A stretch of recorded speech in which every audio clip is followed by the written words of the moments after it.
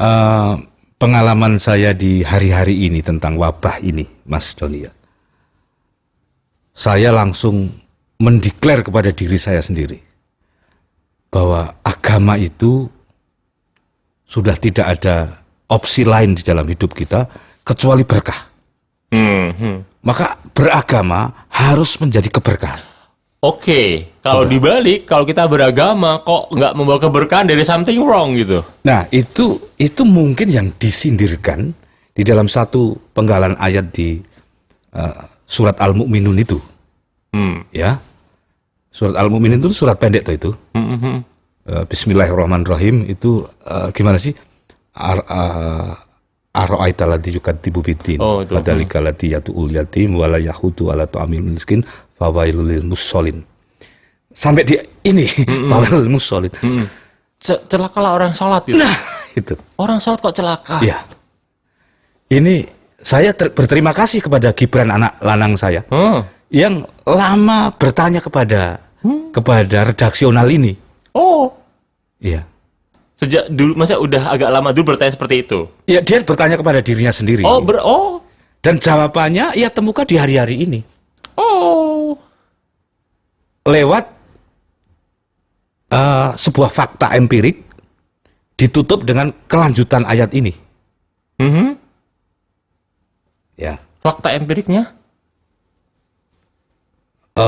Beragama kok gitu ya, kira-kira fakta empirik. Dia melihat di luar. Iya. Ya. Terus, celakalah orang-orang yang sholat, yang lalai kepada sholatnya itu. Sambungannya itu. Baru terjawab gitu. Baru terjawab. Jadi orang sholat itu ada yang lalai.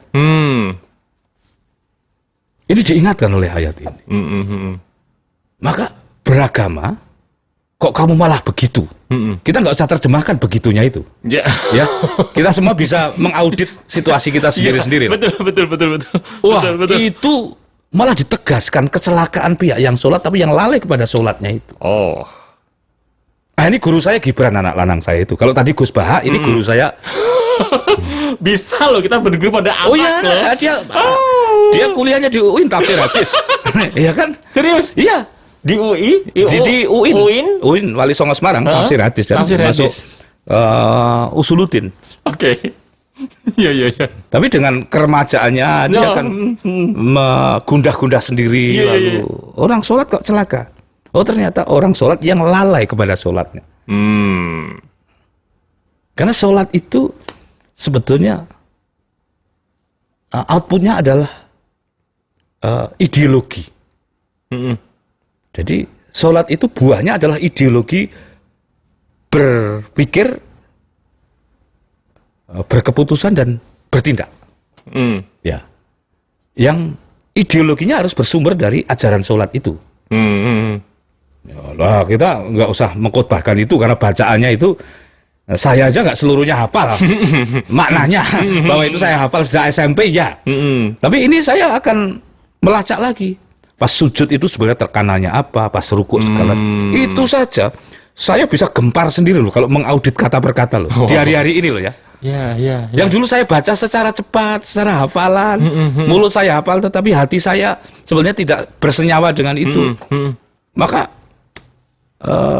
membaca juz sama saja itu luar biasa loh sebetulnya. Dalam pengertian orang awam seperti saya ini, yang gila. Ini belum membaca seluruh kitab sucinya. Baru juz amaknya saja itu. Yang meringkas bacaan sholat itu kalau kitab pilah sekalimat demi kalimat. Bayangkan, itulah kenapa Rasul itu sering mengingatkan kepada kita, akan aku ucapkan ayat, aku ijazahkan kepada kalian, yang ayat ini lebih baik dari dunia seisinya. Wah, itu di juz amma yang tipis itu saja. Wah, ayat kayak gitu bertebaran di mana-mana, bayangkan. Oke. Dengan situasi rohani yang lebih baru, penghayatan kita, itu baca buku tipis itu saja. Itu bisa gempar loh kita loh. Ya. Ini lagi. Saya itu berjualan buku di hari-hari ini juga karena sebagai sebuah pelunasan ikhtiar atas hidup, bahwa dalam keadaan apapun kita harus berikhtiar. Dan alhamdulillah walaupun tidak laris-laris amat, buku kami itu tetap berjalan. Di musim begini loh Mas Doni. Buku saya itu relatif mahal ya. Ada yang termurah itu 50.000, rata-rata 125.000. Saya di hari-hari ini sedang melafazkan, karena nikmat sekali ya, situasinya sedang sangat kompatibel. Asmaul Husna. Oke. Ya. Dan saya kagum sekali kepada buku Asmaul Husna cetakan ini, karena cocok untuk orang tua. Tulisannya gede-gede. Terus ada penjelasan ini itu, ya. Terus istri saya kok memilikinya. Oke. Lah saya tertarik. Mbak Titut, di mana Mbak Titut beli buku ini?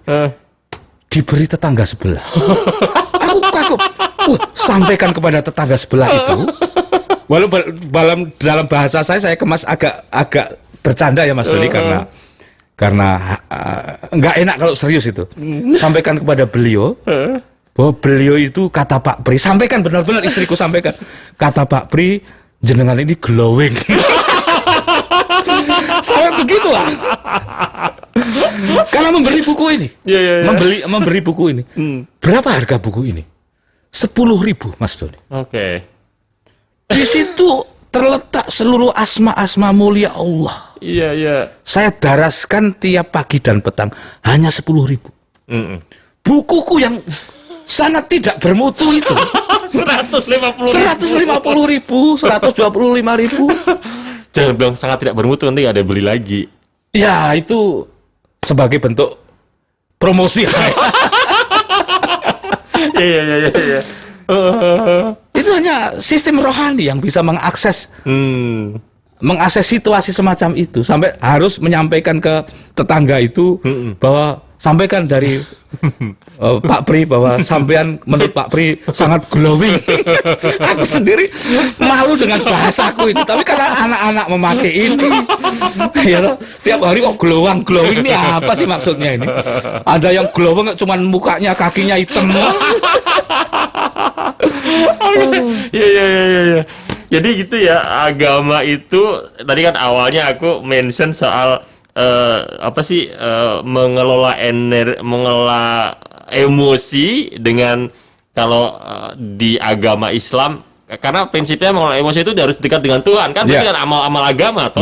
Kalau yang Islam dengan zikir, doa, baca Quran, yang teman-teman agama lain mungkin ada juga bacaan-bacaan. Ternyata itu benar-benar harusnya agama itu berkah. Dan itulah berkah gitu.